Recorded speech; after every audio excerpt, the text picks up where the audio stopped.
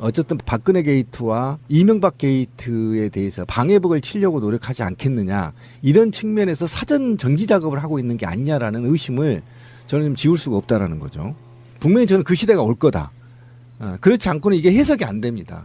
다른 걸로 한번 해석을 해보시죠. 왜 지금 나와서요 안철수가 이득을 볼 게 없어요. 물론 의도는 있겠지만 그렇게 치밀한 기획으로 나왔을까 싶기도 해. 아니 그 뒤에서 누군가가 기획을 하고 있는 거죠. 그러니까 일단은 잊혀지는 게 싫은 거 아닌가? 일단 기본적으로 그 정도는 아닌 것 같아요. 안철수가 자기가 자기 입으로 얘기한 게 있어요. 이번에 당대표 출마를 하지 말라는 것은 나의 정치 생명을 끝내라는 것이다. 이런 말을 했어요.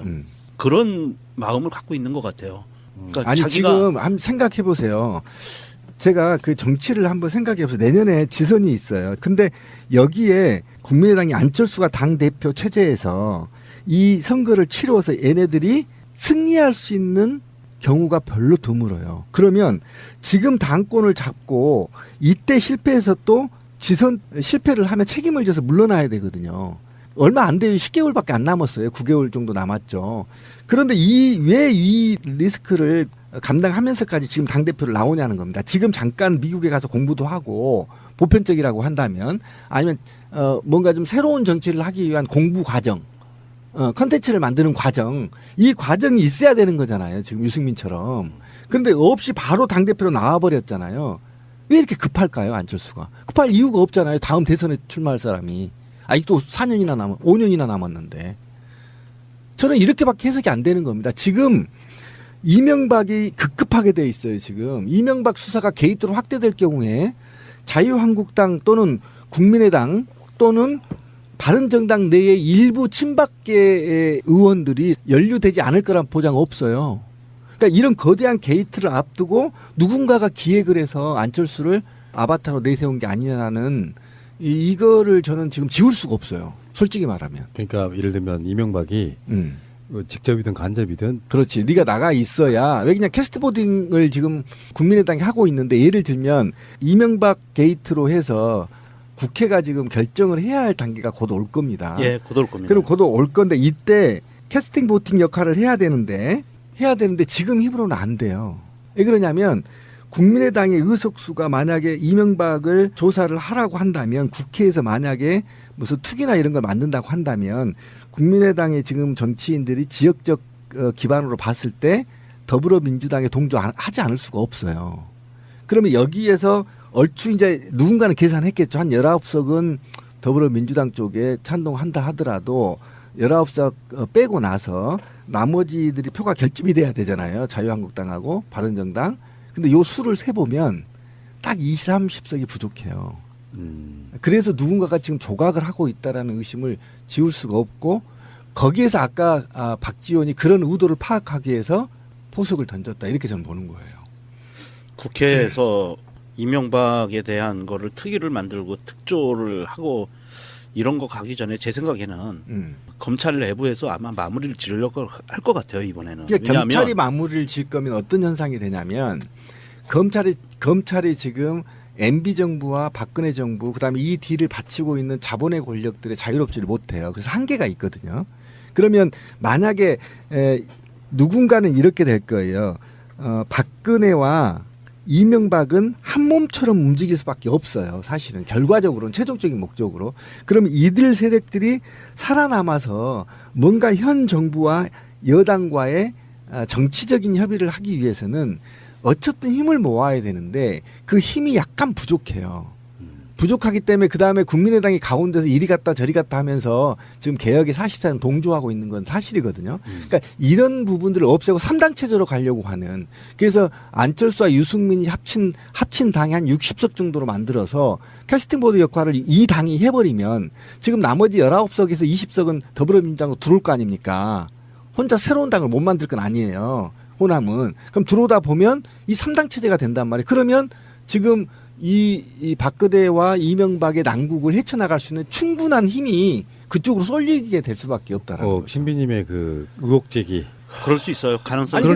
그럴듯해. 아니 그런데 안철수가 지금 나온 이유가 없잖아. 그러니까 국민의당의 120석의 대를 얼추해서 그렇죠. 국민의당 일부가 들어온다고 해도 한 140석밖에 안 돼요. 그렇죠. 그러면 만약에 바른정당 그쪽과 다른 건 몰라 다른 건 부딪힐 수 있겠지만 이명박에 관련한 사안들은 어차피 자유한국당은 이명박을 엄호할 수밖에 없어요. 그렇죠. 같은 기득권이기 때문에 그러면 160대 140이 싸우게 되는 이런 상황이 될 수도 있다 이런 그렇죠. 거지. 네. 그러니까 이게 그 구도를 지금 만들고 있는 것 같아요. 사실 그 말씀을 듣다 보니까 그 이해가 되는 게 사실 이명박과 박근혜를 확실하게 단절을 하기 위해서는 특별법이 필요하거든요.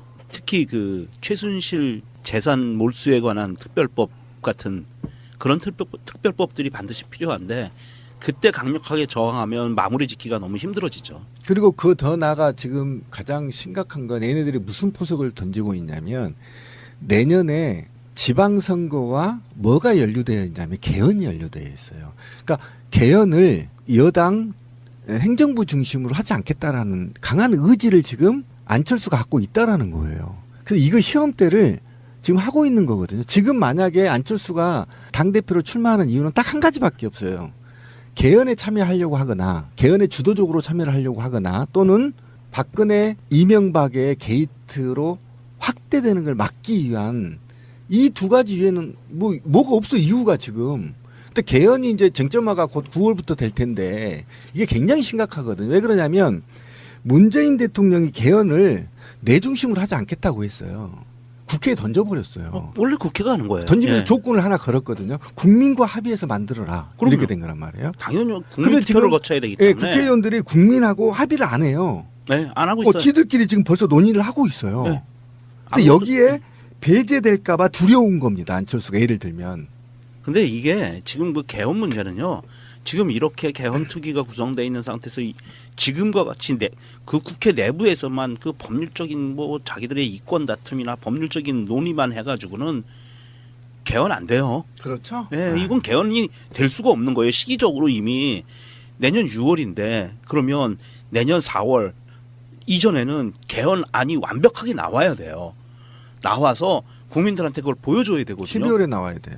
그러니까 12월에는 초안이 나와야 되겠죠. 그래서 뭐 이게 우리는 이렇게 개헌을 하려고 합니다라고 국회에서는 국민들한테 그 동의를 구하고 설명하는 절차를 구해야 되는데 지금 보면 권력 구조밖에 얘기되는 게 없어요. 자기들 국회의원 의석수를 누가 더 많이 가져가느냐 이거밖에 없거든요. 관심이. 자, 그렇지 않다면 MB를 보유하기 위한 수단밖에 안 되는 거예요. 어차피 이게 특별법이라든지 국회의 그 어떤 그 도움이 필요한 부분을 배제하고 행정부의 권력만으로 이거는 이명박 게이트를 완전히 끝낼 수 있는 방법을 좀 많이 강구를 해야 되겠는데요. 근데 MB 정도 실력이면요. 검찰 정도는 손에 갖고 있거든요. 근데 그래서 적정하게 검찰과 제가 볼 때는 빅딜할 수 있는 것들도 여러 가지가 있어요. 그 전에 저기가 있잖아요. 우리 그 아까 말씀하신 것처럼 검찰의 그 최고 그 권력 기관이 될 수 있는 공수처가 만들어지면 또 말이 달라지죠. 아니에요. 공수처를 거부했습니다. 검찰총장이. 문무일. 아니 거부한 건 아니에요. 거부는 아니고. 저는 사실상 거부다 이렇게 봐서 저는 선출되지 않는 권력은 무조건 다 의심해요. 절대 믿지 않습니다. 네, 선출되지 않는 권력은 절대 믿지 않아요. 하물며 선출될 권력도 잘못 선출된 놈들 제가 의심하는데 선출되지 않는 관료 조직은 저는 신뢰가 당연히 0%예요. 1%도 없어요. 문무일이 아무리 호남인이고 아무리 개혁적 성향이라 하더라도 이번 발표한 것 보면 수사권도 안 주고 공수처도 못 받고 기소권도 못 나눠주겠다는 거잖아요. 그리고 하는 게 위원회만 수사심의위원회 만들어서 여기에서 수사가 적정했는지 심의하겠다 그러는데 그 심의위원회 저도 운영해봐서 알거든요. 재건축위원회. 그거 다 전문가예요. 전문가는 다 있잖아요. 학벌들이 다 거기에 형님 동생 해요. 또 교수도 교수 제자 사이도 되고요. 그 똑같은 기득권 하나 더 만드는 거거든요. 그리고 지금 김대중 노무현 정부에 그렇게 많이 만들어있던 위원회 이 위원회가 폐륜적인 집단한테 넘어갈 때는 무서운 도구예요. 독재를 또는 부패를 하는데 정당성을 부여받을 수 있는 게 그 위원회예요. 근데 그 위원회를 만들어서 검찰이 적정하게 수사했는지를 심의하겠대. 엿먹어라 씨발. 이렇게 할 수밖에 없는 겁니다. 그러니까 선출되지 않는 권력은 그렇게 관료주의로 갈 수밖에 없는 거기 때문에 MB 수사를 검찰이 제대로 한다? 엿먹어라 이거예요, 제 얘기는. 그러면 그 문제를 여당이 가만두겠어요, 벌써? 공격하잖아요. MB 수사 받아라. 그러면 국회에서 논의될 수밖에 없어요, 특별법으로. 시민님 의견대로라면 그럼 국회의원들은 일 잘하는 사람이 몇이나 되나요? 그 자유로운 사람이. 그래서 지금 개헌하자는 거 아니에요. 개헌하면 자기들 입맛대로 개헌하잖아요. 아니 그러니까 국민들의 개헌의 요구 사항은 어쨌든 제도가 굉장히 지금 많이 제한되고 있어요. 저는 이렇게 봐요. 검찰총장이 어떠한 생각을 갖고 있고 내부적으로 어떠한 개혁을 하고 제도를 개선해 나갈지는 모르지만 어차피 그거에 대한 결정권자는 대통령이에요.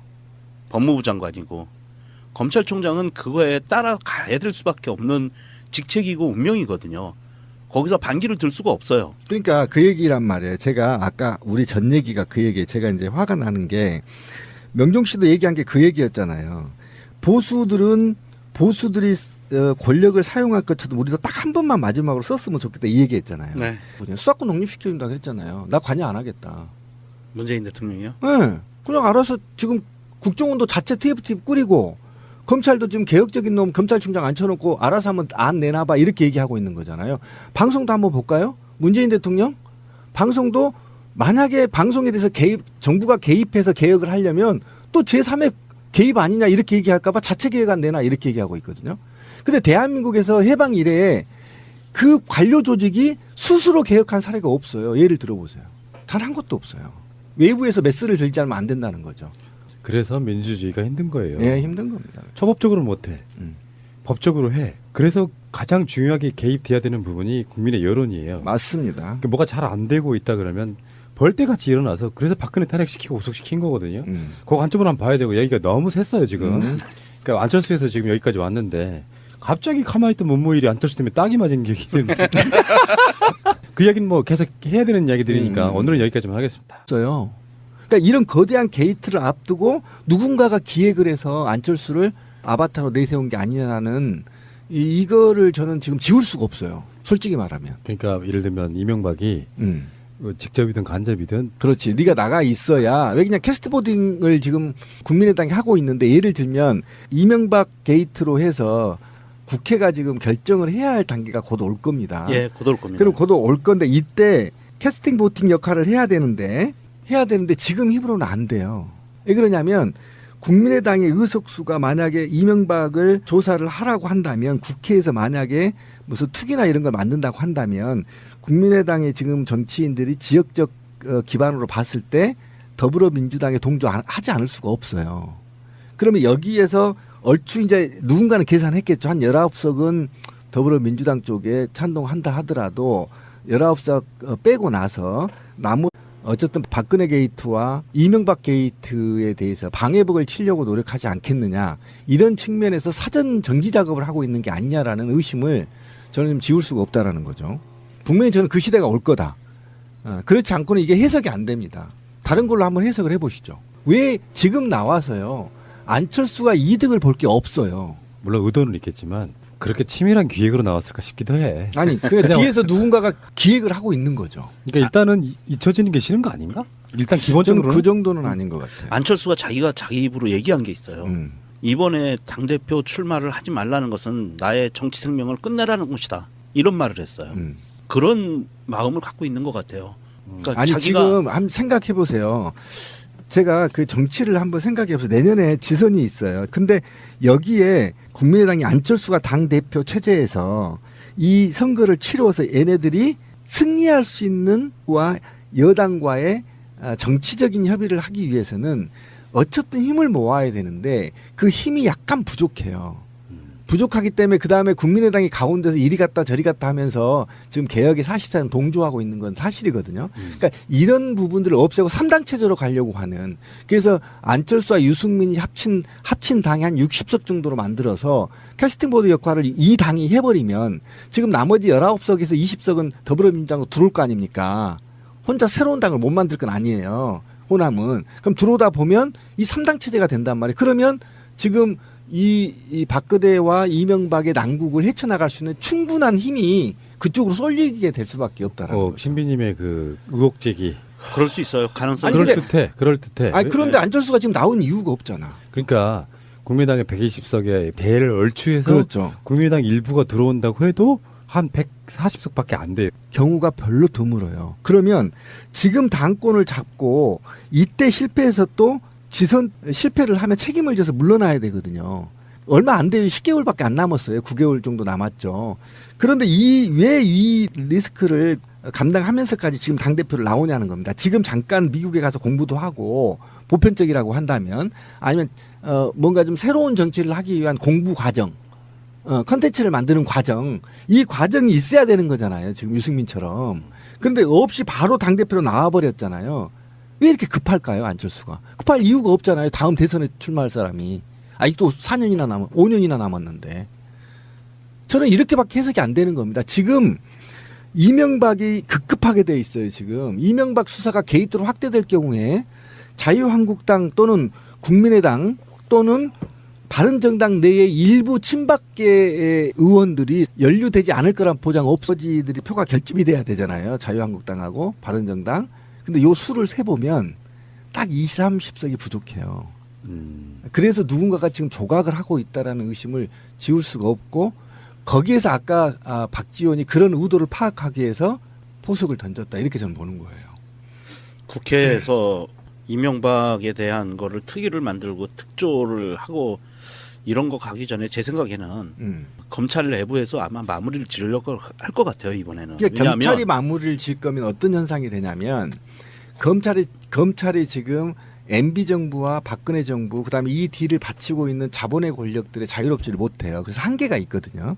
그러면 만약에 누군가는 이렇게 될 거예요. 박근혜와 이명박은 한 몸처럼 움직일 수밖에 없어요. 사실은 결과적으로는 최종적인 목적으로. 그러면 이들 세력들이 살아남아서 뭔가 현 정부